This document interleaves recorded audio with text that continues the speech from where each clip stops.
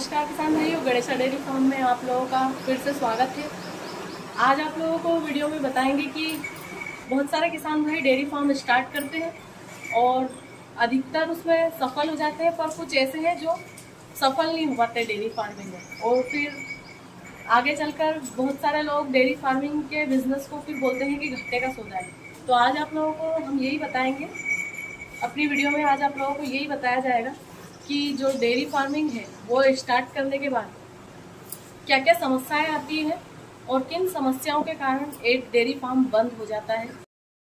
सबसे पहले तो डेयरी फार्मिंग स्टार्ट करने के लिए आप लोगों को पशुओं के प्रति प्रेम होना जरूरी है। यदि आप पशुओं को प्रेम नहीं करेंगे और सिर्फ एक मशीनरी के तौर पे इनका यूज़ करेंगे तो आप कभी डेयरी फार्म में सफल नहीं हो सकते, क्योंकि यदि आप इनसे प्रेम करेंगे उसके बाद ही आप एक डेयरी फार्मिंग में सफल होंगे। किसी भी काम में सफल होने के लिए तन मन धन से समर्पित होना पड़ता है, उसी प्रकार से डेयरी फार्मिंग में भी तन मन धन से समर्पित होना पड़ता है। जैसे बहुत सारे लोगों के मुंह से हम लोगों ने सुना है कि डेयरी फार्मिंग स्टार्ट किए तो वो ऐसा बिजनेस है कि कहीं आना जाना ही नहीं कर सकते। ऐसा नहीं है कि हम डेयरी फार्मिंग स्टार्ट कर रहे हैं तो कहीं आना जाना नहीं कर सकते। हम कहीं जाना भी चाहें तो हम टाइम टू टाइम जाकर अपना काम खत्म कर जाकर वापस भी आ सकते हैं। ऐसा नहीं है कि डेयरी फार्मिंग स्टार्ट कर ली तो हम कहीं आ जा नहीं सकते हैं। उसके बाद नेक्स्ट आता है कि पशुओं के प्रति हमें प्रेम होना बहुत ज़रूरी है। जैसे यदि हम इनसे प्रेम करेंगे और इन्हें पालेंगे तो ये हमें ज़्यादा फ़ायदा करेंगे। उसके बाद सबसे महत्वपूर्ण बात कि यदि आपको डेयरी फार्म का नॉलेज नहीं है तो आपका डेयरी फार्म घाटे में जाएगा।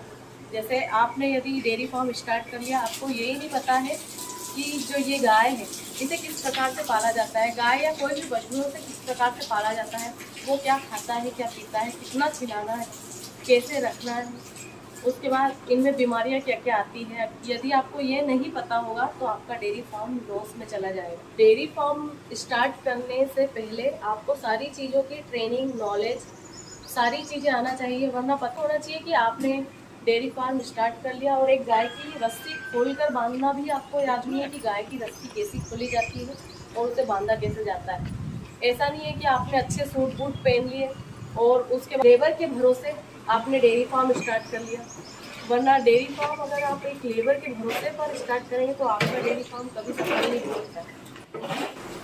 आपके फार्म पर आपको गोबर फेंकने से लेकर, दूध निकालने से लेकर, पशुओं को खिलाने पिलाने से लेकर सब चीज़ का नॉलेज होना ज़रूरी है। और ये सारी चीज़ें आप खुद करेंगे तो ज़्यादा प्रॉफिट में होंगे। और डेयरी फार्म यदि आपने पूरा टोटल लेबर के भरोसे छोड़ दिया तो आपको घाटा ही होगा, आपका डेयरी फार्म आपको बंद करना होगा। मान लीजिए कोई पशु बीमार है, उसके बाद आप पूरे लेबर के भरोसे हैं, केवल आपने डॉक्टर से उसका इलाज करा लिया, उसके बाद डॉक्टर ने आपको कह दिया कि हमें इसे ये दवा देनी है, ये मेडिसिन देनी है, और आपने अपने लेबर को कह दिया कि इसे ये दवा देनी है, इसे ये मेडिसिन देनी है। आप तो ऐसा कहकर चले गए, पर आपकी लेबर ने उस पशु को वो दवा दी कि नहीं दी, दी है या फेंक दी है, उसके बाद जितनी प्रॉपर देनी थी नहीं दी, तो आपका पशु ठीक नहीं होगा। उसके बाद ये आपका लॉस में जाएगा। उसके बाद डेयरी फार्मिंग में आपको थोड़ा बहुत मेडिसिन का नॉलेज होना भी बहुत ज़रूरी है। जैसे यदि मान लीजिए कि किसी डॉक्टर को आपने बुलाया, अगर वो अच्छा डॉक्टर होगा तो ट्रीटमेंट अच्छे से कर देगा कि आपके पशु को 1 से 2 बार में आराम कर देगा। पर यदि कोई अच्छा डॉक्टर नहीं होगा तो जो ट्रीटमेंट 2 दिन में होता है उसी ट्रीटमेंट को 5 से 8 दिन लगा देगा, और उधर उस डॉक्टर का तो बिल बनेगा पर आपका इधर डेयरी फार्म लॉस में चला जाएगा। तो इसलिए आपको थोड़ा बहुत डेयरी फार्मिंग में मेडिसिन, इन सब चीज़ों का नॉलेज होना ज़रूरी है। तो पता होना चाहिए कि आपका पशु क्या खाकर कितना दूध दे देगा, और पशुओं को क्या खिलाना है, क्या पिलाना है, क्या खाने के बाद पशु प्रोडक्शन अच्छा करेगा। ये सब चीज़ों का यदि आपको नॉलेज नहीं होगा तो आप किसी के भी कहने पर आकर कुछ भी पशु को खिलाएंगे तो आपका डेयरी फार्म लॉस में जाएगा, क्योंकि उधर कॉस्ट तो आपकी पशु को खिलाने में जाएगी ही सही, पर आपका पशु प्रोडक्शन नहीं दे पाएगा, तो इससे आपका डेयरी फार्म लॉस में जाएगा।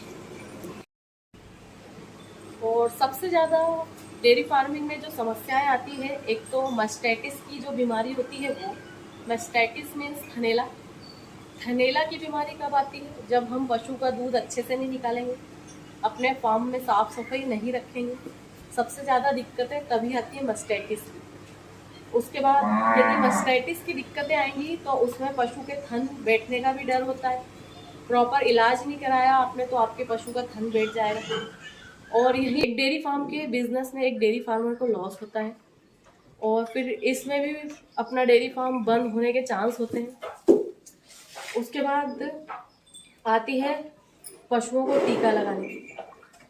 पशुओं को जो खुरपका, मुंह पका और एफएमडी वगैरह जो भी टीके लगते हैं वो समय समय पर लगवाना जरूरी है। पशुओं की डीवार्मिंग करना जरूरी है। ये सारी चीज़ों का यदि आप ध्यान नहीं देंगे तो भी आपका डेयरी फार्म लॉस में जाएगा। यदि पशु की डीवार्मिंग टाइम टू टाइम नहीं करेंगे तो अधिकतर पशु बीमार रहेगा। उसके बाद इन्हें मिनरल, कैल्शियम ये चीज़ें नहीं देंगे तो आपकी गाय का कैल्शियम डाउन हो जाएगा। आपको पता ही नहीं पड़ेगा कि आपकी गाय का कैल्शियम डाउन हो गया।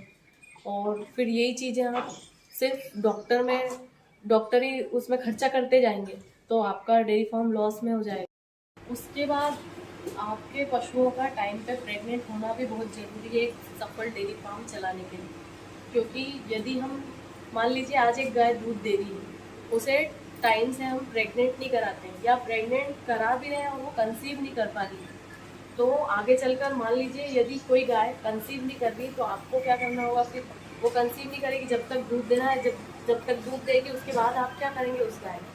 तो वो वहाँ पर आपका डेयरी फार्म लॉस में चला जाएगा।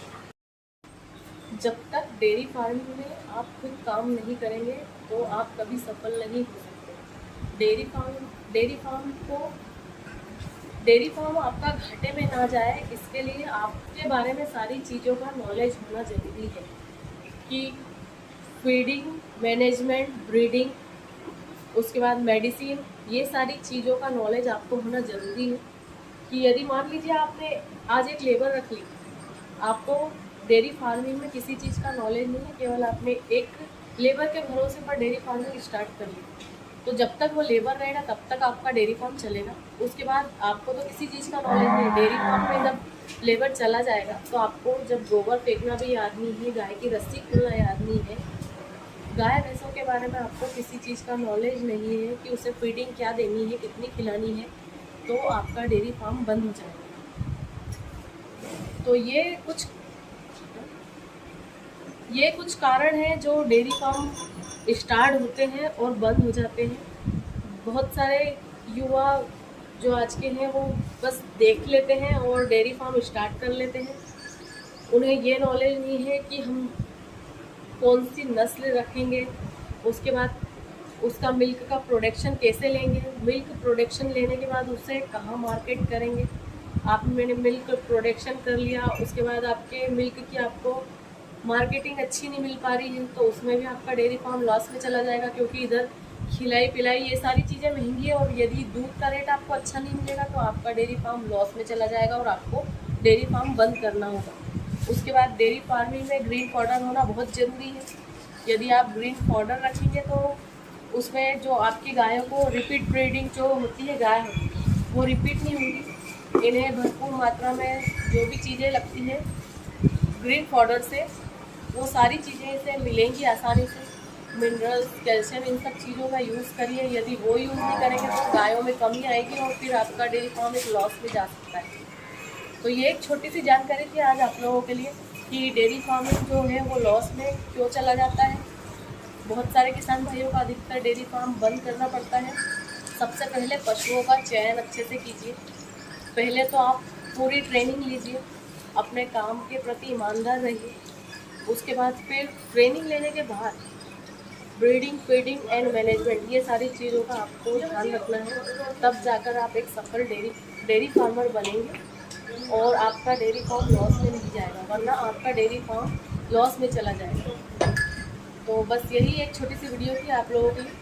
यदि वीडियो पसंद आई हो तो लाइक, शेयर, सब्सक्राइब जरूर करना और चैनल देखने के लिए आप लोगों का बहुत बहुत धन्यवाद। Thanks for the watch.